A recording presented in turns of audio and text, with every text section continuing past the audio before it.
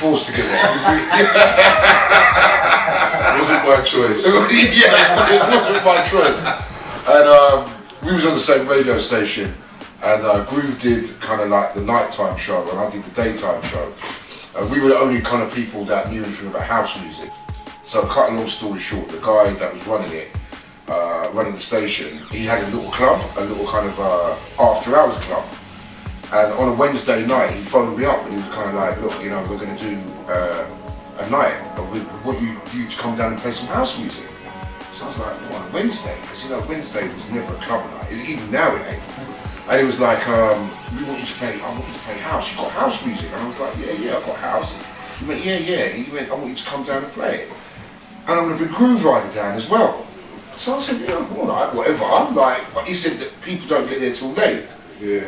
So me and Groove went down there, and we were basically playing to nobody for about 3 o'clock. And Groove had to go work, so he went to me, Fab, you know what, I've got to go work. I'm getting out of here. It's 3 o'clock in the morning. There was not one person in there. So Groove went, yeah, I'm going. So we loaded, he went, I'll give you a lift back. We didn't really know each other. And I said, I live down the road, it's cool. And as we was putting the records in the car, we saw a couple of people coming down the alleyway, going, you know, is there any music here? So Groove went, come on, might as well go back here and just play for an hour. And then the guy that was running it, he was kind of like, you lot got to play because they're going to buy drinks. So we were like, yeah, all right. Let's remember, this wasn't a normal club. This was somebody's sort of basement. Yeah, no, for real. It wasn't a normal club with licensing rules or anything. Yeah. It was a club where it was a shubeen, basically. Is that what they called it? Yeah, that's right. You know what I mean? So like it was a proper after hours illegal spot. Yeah. And so it was ideal for people to come down and do whatever they wanted to do. So anyway, we were playing, and literally there was 2 people in there, and we were playing, and then about an hour later the whole club was packed. And then we decided to do, you know, the guy that was running it was so happy, he was like, look, can you do the weekends as well? And turn it into kind of like an acid house thing. So we took over the whole thing, and you know, got flyers done. Went out, Groove bought a car. he went out, bought a car, and then we was just driving around. And that's what we was doing. We used to give out the flyers in the West End, and word of mouth, and we used to have it round. And don't get me wrong, it weren't hard to have it. No, it was only about 60 people. 67 people, but it was people that were coming down from Shum. So we had all the big players at the time. They used to come down to Brixton, to this little spot, to hear us play. And I think, I think a couple of the guys from big raves and stuff like that started to come down and hear us and started booking us and stuff. And so that's how it kind of started, man. So I was just trying to find a route not to do a day job. And till this day, I've still got that mentality, like, next year I'm going to go back to work, next year I'm going to go back to work. I've been like that for the last 28 years. You know what I'm saying? But you still have that in the back of your head. Like, you work as hard as you can so you can avoid that. Yeah, you know what I mean? Because this is hard. For real. But not as hard as that. Absolutely. You know what I mean? I'd rather have this, you know what I mean? Yeah. But, yeah, I mean, like, no, nobody can predict the future. No, I didn't realise I was going to be here for so long doing what I'm doing. You know, as I said, every year I always thought, next year I'm going to have to get a job.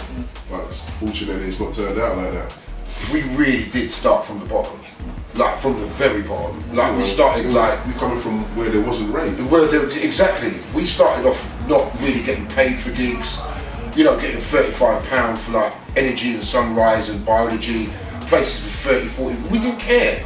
We really did do it because we wanted to play music. That was all we wanted to do. We wanted to play music. Whether it was before acid house, when it was hip hop or whatever, we just wanted to play tunes. And even now, you know, me and Groove are very kind of grounded in old school kind of like ethics. Yeah.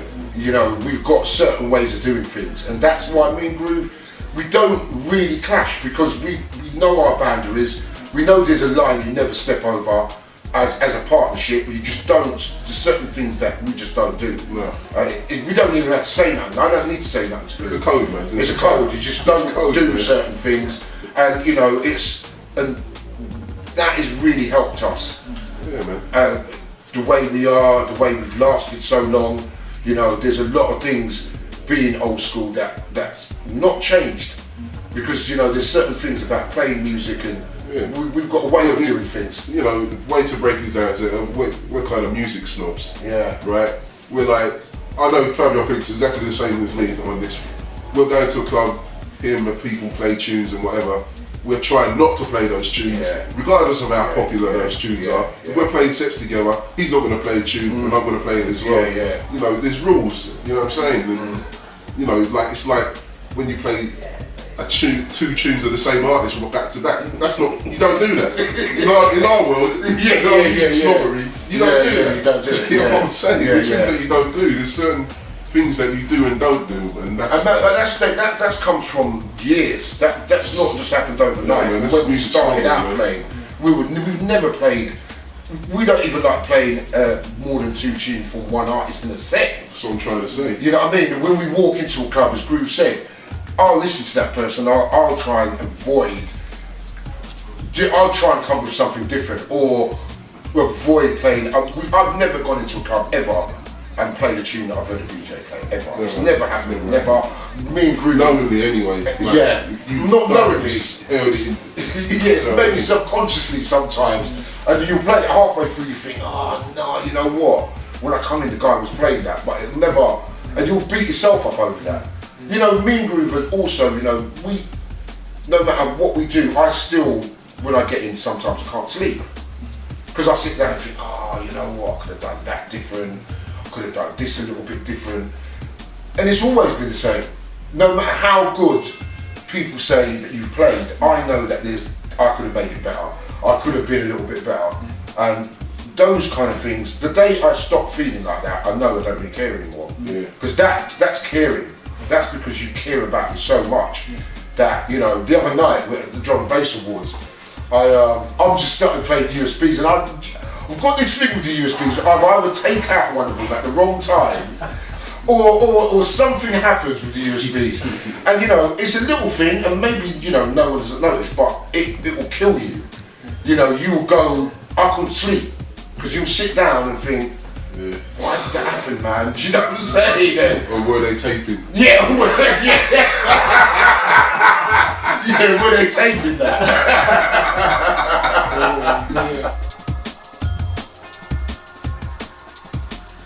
We were house music. We brought it into this country. Do you know what I mean?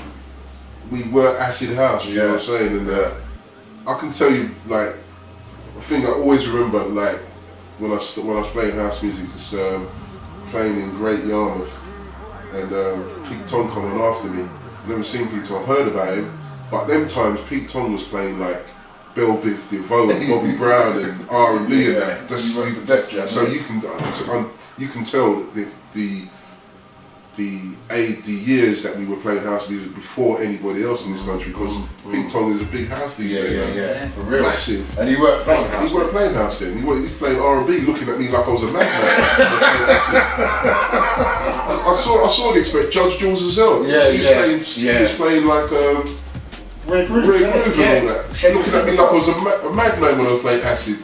Look, these people are like eating from me now. I want some of that cash.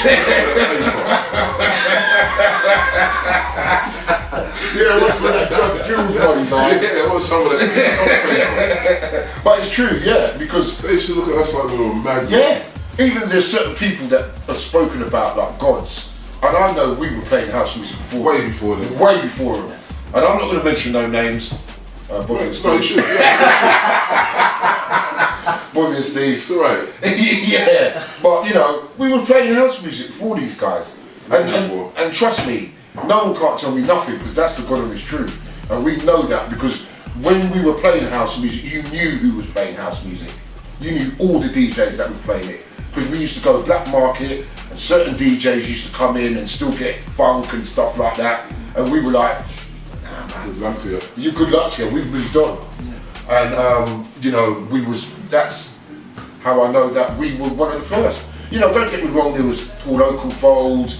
He was kind of doing a slightly different thing. His lyrics and lyrics and stuff like that. But I remember when we used to get. I remember Nicky Holloway saying to me, "Why do you and Groove play tracks with no vocals?" He was like, you know, you don't play songs. And I was like, yeah, I know, we just play rhythm tracks. And he was kind of like, yeah, well, that's not really, you know, you might have to change that. And I was thinking, well, why? Like, why do we have to change that? And you know, and house guys used to hate on us because we never used to play house music like no one else. We never. You know, me and Groove used to deliberately play a different mix from everyone else. You know, Groove used to phone me up. They used to do 5 mixes on a tune. I've got to explain this to people. When you used to get a house tune, there used to be like 3 mixes on one Club side. mix, dub mix, club mix, dub mix, dub, extended dub, and all these kind of things. And me and Groove, for some reason, always used to find. You never used to listen to the A side anyway. And we never used to listen to the A side. You know we used to listen to the B side. And Groove used to ring me up sometimes and go, Fab, like, have you heard blah blah blah too? Because that's another thing, we've never mixed. We don't go out record shopping together and go, yeah, let's buy the same tune. We've never done that. Groove would go out record shopping and he'll phone me up. And we've got this kind of like, he'll be like, yeah, we've got this tune. Or he won't tell me and I'll go out and hear it. And he knows I'm going to come up to him and go, Groove, what's this thing here? You know what I mean? But it was wicked because it's not competitive, but it just gives us a little edge. It gives us a little edge because we don't, even up to this day, I don't know what Groove gets. I don't know where he gets his stuff from.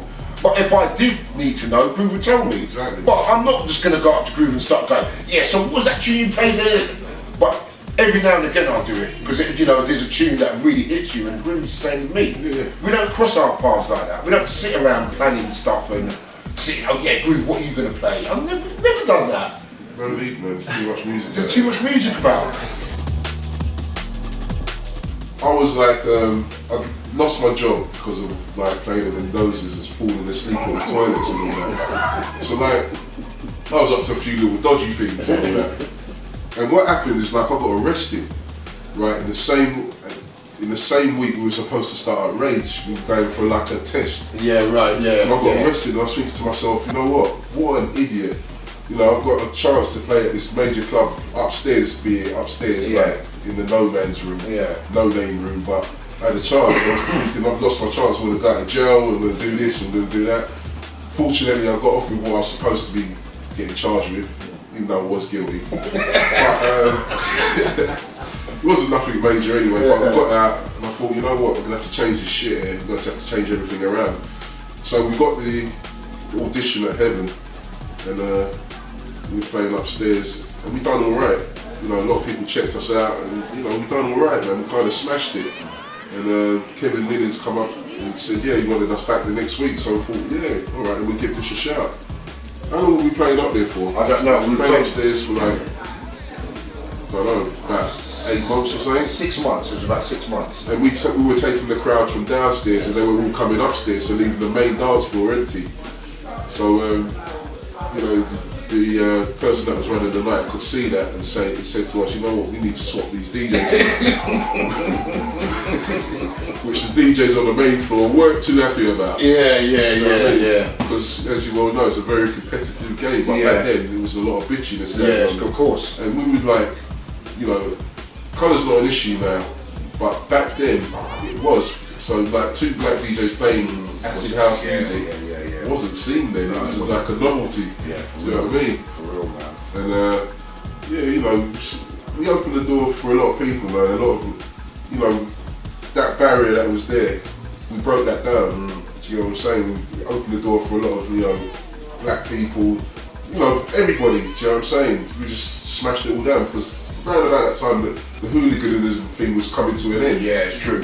Ecstasy was taking place. For real. And everybody was in love with everybody. You know? They were fighting on the stands and then going to clubs together. You know what I mean? There's a lot of hugging and loving. It was a kind so like, there's a lot of things that broke down in that era, in the late 80s. Do you know what I'm saying? People don't realise that, you know, it broke down a lot of racial barriers. You know, for the first time, you've got to remember, when we used to go out, right, and we used to go to funk clubs back in the day, it used to be the black guys that used to dance. White guys never used to dance. They used to just stand around the corner and the black guys used to just dance around the middle. And for the first time we used to see white people dancing. I was like, wow, these people can bust some moves. It's kind of different. It was a bit different. There's that one, and there's that